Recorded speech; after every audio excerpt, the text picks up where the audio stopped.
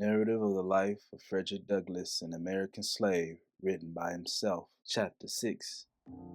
Sophia Auld turned out to be all that she had appeared to be at our first meeting, a woman of the kindest heart and feelings. Having a slave under her control was new to her. Before her marriage, she had made her own living, a weaver by trade. She had been almost entirely shielded from slavery's dehumanizing effects. Because she was unlike any other white woman I had known, I was uncertain how to act toward her.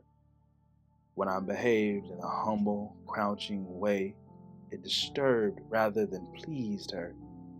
She did not think it was rude for a slave to look her in the face. Her smiles were heavenly and her voice peaceful. Soon after I went to live in Baltimore, Sophia Auld kindly taught me the alphabet. After that, she helped me to spell 3- and 4-letter words. But then Hugh Auld discovered what was going on and insisted that his wife stop teaching me.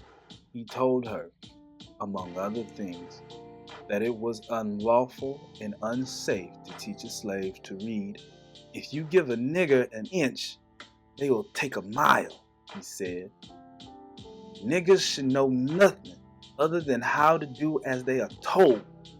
Pointing to me, he said, if you teach that nigger to read, he will be spoiled as a slave. He will become unmanageable and of no value to his master. It will harm him as well.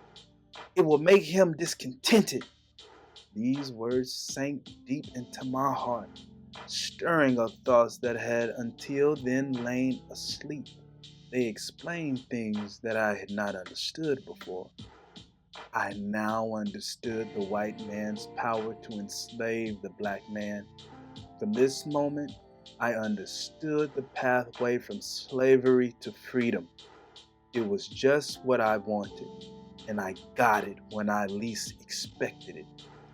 While I was sad at the thought of losing the aid of my kind mistress, I was glad to have learned, quite by accident, something of great worth from my master. Although I realized the difficulty of learning without a teacher, I set out with great determination to learn how to read. The very firmness with which Mr. Auld spoke convinced me that he deeply believed the truth of what he was saying. What he most dreaded, I most desired.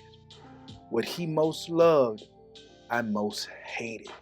That which was to him a great evil, to be carefully avoided, was to me a great good, to be earnestly sought. His arguments only served to inspire me. In learning to read, I owe almost as much to the opposition of my master as to the kindly aid of my mistress. Soon after I moved to Baltimore, I became aware of a great difference in the treatment of slaves from that which I had seen in the country.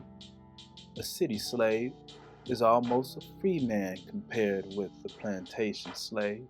He is much better fed and clothed and enjoys privileges unknown to the slave on the plantation. There is a shred of decency and a sense of shame that discourage those outbreaks of cruelty so common on the plantation. Only the most evil slaveholder is willing to shock his non-slaveholding neighbors with the cries of his beaten slave. Few are willing to put up with the shame attached to the reputation of being a cruel master. Above all, they do not want to be known for not giving a slave enough to eat. Every city slaveholder is anxious to have people say that he feeds his slaves well, and most of them do so. There are, however, some painful exceptions to this rule. Directly opposite us, on Philpott Street, lived Mr. Thomas Hamilton.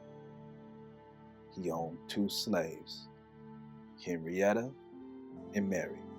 Henrietta was about 22 years old. Mary was about 14, and of all the mangled, emaciated creatures I ever saw, they were the most pitiful. A person who could look at those 2 and not feel moved, but have a heart harder than stone.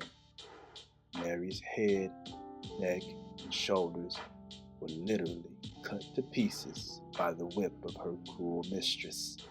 I do not know if her master ever whipped her, but I used to be in their house nearly every day, and I've been an eyewitness to the cruelty of Mrs. Hamilton. Mrs. Hamilton used to sit in a large chair in the middle of the room, with a heavy whip always by her side, and hardly an hour went by that she did not draw blood from one of these slaves. The girl seldom passed without her saying, "Move faster, you black trash," at the same time hitting them with the whip on the head or shoulders, often drawing blood. She would then say, "Take that, you black trash. If you don't move faster, I'll move you." Added to the cruel beatings which these slaves suffered, they were kept nearly half starved. They seldom knew what it was to eat a full meal. I have seen Mary compete with the pigs for the garbage thrown into the street.